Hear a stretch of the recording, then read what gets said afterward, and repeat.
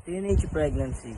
Hindi ako pabor sa teenage pregnancy dahil una sa lahat, maraming kabataan ang hindi pa handang maging isang magulang at bukod doon, halos lahat ng kabataan na nabubuntis ng maaga ay hirap rin sa buhay o walang sapat na pera para sa pangangailangan ng anak.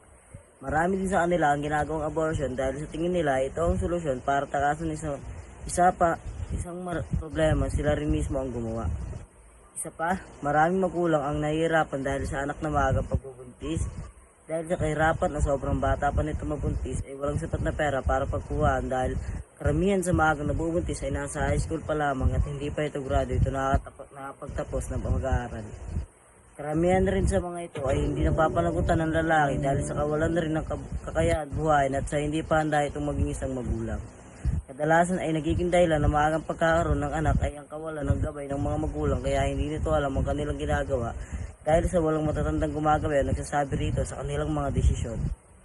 Pero minsan ay sadyang kagustuhan na rin nila ito kasi minsan iniisip nila na ito ay madali lang.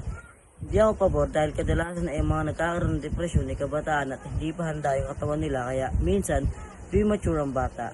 Kaya dapat hindi ito hinahayaan maging normal sa isipan ng mga bata at bigyan ng gabay ng mga nakakaroon na kasama na huwag itong takilikin o huwag hayaan mapagtukso dahil ito ay may malaking negatibong kahihinatnan para sa mga batang ina at sa lipunan sa kabuuan. Ang mga teenage pregnancy ay nasa mas mataas na panganib para sa mga isyu sa pisikal at mental na kalusugan.